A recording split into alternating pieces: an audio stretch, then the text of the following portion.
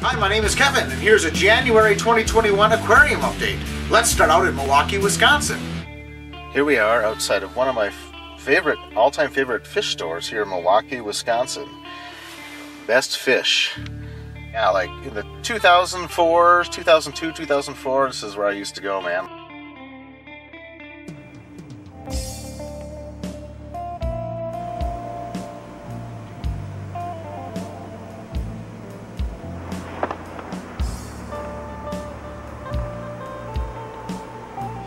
If I lived here now, I'd come here again. It's a pretty cool store, so... Next, I went to Aqualand Aquarium Center in Minneapolis to pick up another big piece of driftwood to give additional shade and hiding spots for the new discus.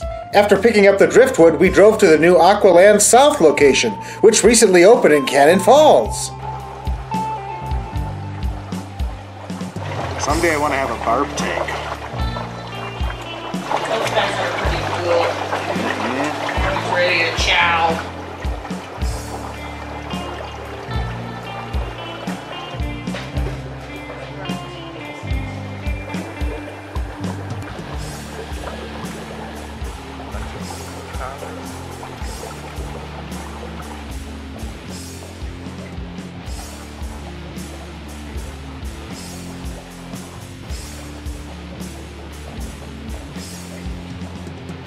Silver tip tetras. I love those guys.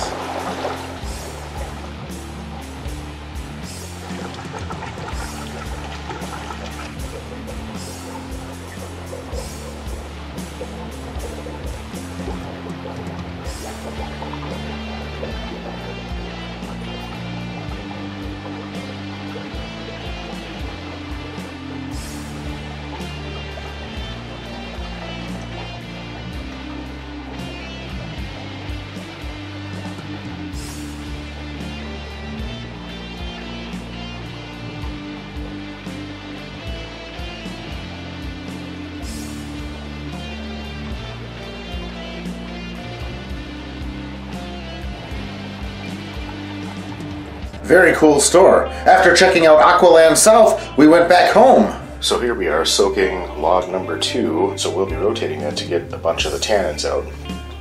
Doesn't have to be perfect, but that initial 4 or 5 days definitely helps.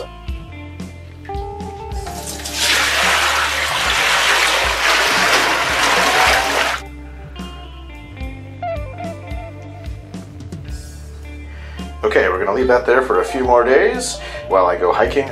Here we go. Minimal maintenance road. Truer words have never been spoken. Prior to hiking, I had watched the 10 natural laws that will help you create natural-looking aquascapes, a video made by Alexander Williamson on his Secret History Living in Your Aquarium YouTube channel.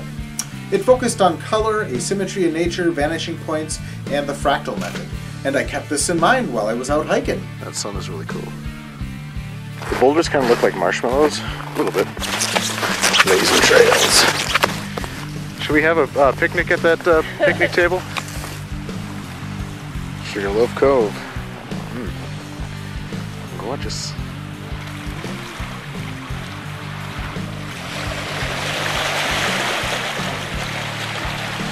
Be a tough aquarium to make happen.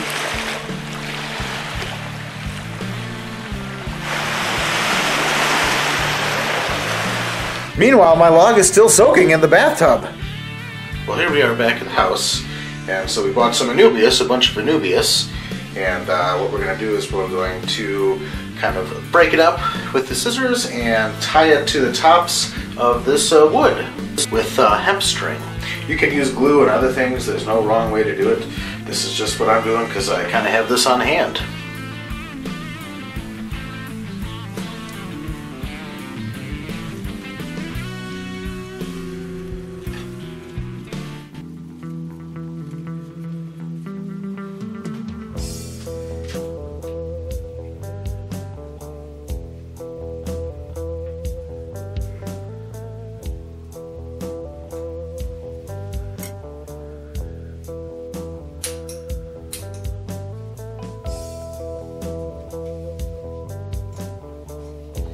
So now we got our Anubias tied on there.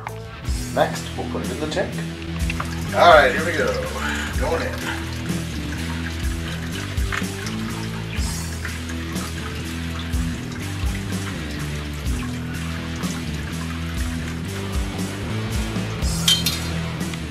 Okay, so here's kind of what I settled on for now,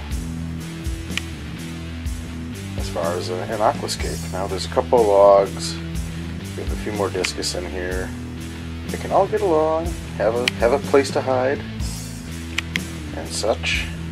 Next, we went to Tamed Waters in St. Paul and picked up some red-tailed Procolotus. This is a fish I've been looking for quite a while and haven't been able to find. These guys are getting big, our silver flying foxes. And there's you.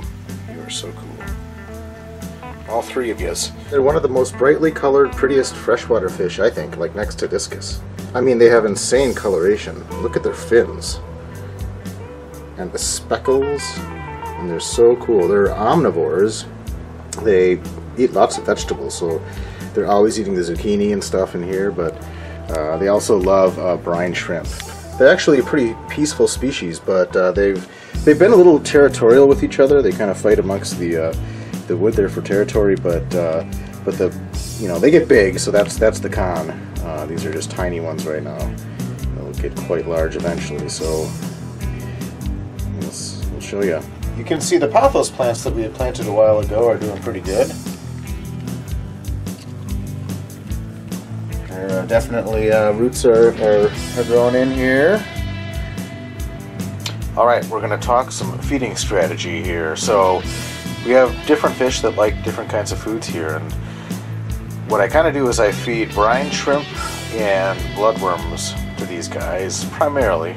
So we have fish like the kissing gourami and the red-tailed Procolotus that love brine shrimp. And you know, this guy's pretty big, and if I don't feed him first, he can get kind of upset and picky and be kind of a nuisance in there. So I always make sure I feed him some brine shrimp first, and then I feed them bloodworms, the discus bloodworms.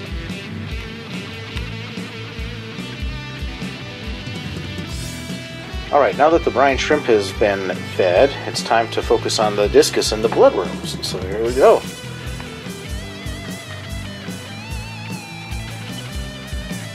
We'll go for that. And so we kind of get a bunch of bloodworms down here in the front, and as you know, discus are territorial, so you kind of want to spread the worms out. So we're going to add some on this side too. There we go, and they'll come on over and get excited about that. And then last, I'm going to spread them kind of in back here. That way the worms are kind of all over the place. They're in back, they're in front, they're all over.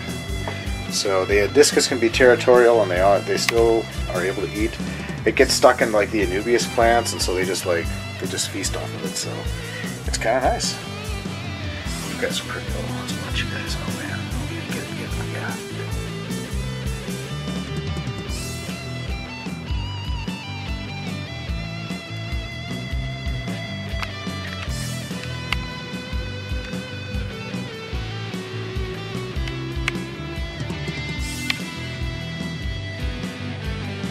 Well, after 7 months, Tamed Waters helped me figure out what to do with my daughter's 29-gallon aquarium, where I'm primarily learning about plants, but also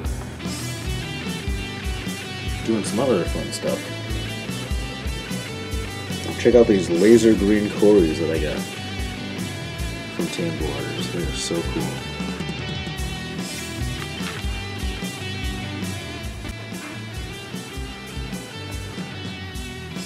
Here's the pencilfish tank. You see like cherry barbs breeding, and then the pencilfish. Anyway, they're very pretty fish. They're very fast fish. These are the Equus pencilfish. You can see how they kind of hang out on an angle like a horse might, and yeah, in nature they kind of hang out and blend in with branches and stuff in the Amazon River.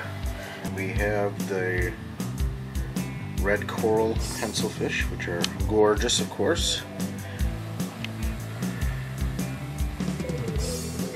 It's crazy. Right now, the cherry barbs are, you know, just as red as the coral pencilfish, I think. And these last pencilfish, these guys, these more tan guys, they're red Beckford's pencilfish. And anyway, I love them. They're so cool. Pencilfish are fascinating. Just hang out. It's a fun tank now. It really is. These guys are cool. Okay, we're going to feed these pencilfish frozen Daphnia. They have such tiny mouths, it's hard for them to eat most foods, but frozen Daphnia works quite well, as you can see.